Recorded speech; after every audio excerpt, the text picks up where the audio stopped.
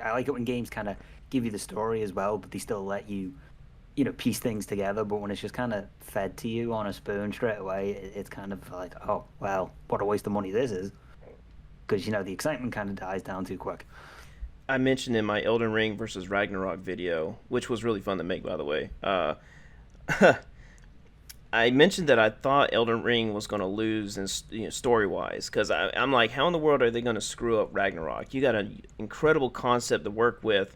So many dark situations can occur, and the story could end almost anywhere. And somehow they just made it way too happy. And I'm like, no, this wasn't supposed to be happy. This was supposed to be sad.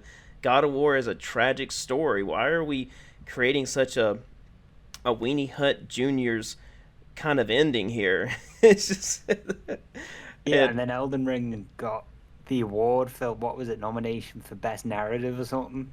did they get?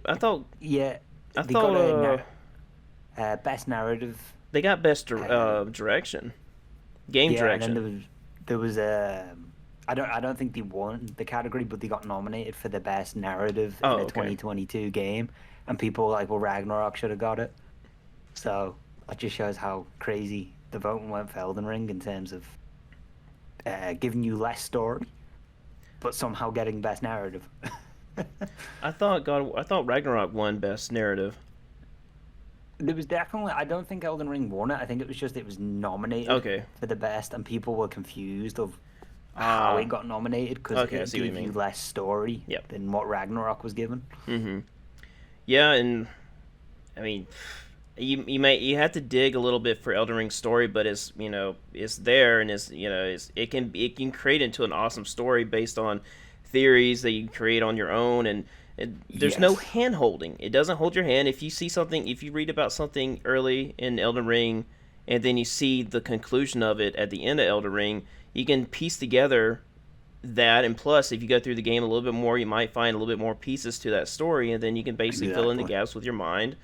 And that works really well in my opinion. I'm not a big lore hunter myself. So I'm sure there's a lot of great stories in Elden Ring. And it's kind of an unfair match because I don't dig into Elden Ring, but compared to Ragnarok, I'm being spoon fed this story. So, but in the end, I feel like the story is just significantly stronger in Elden Ring, simply just because of the little bit I've seen without even digging deep into it.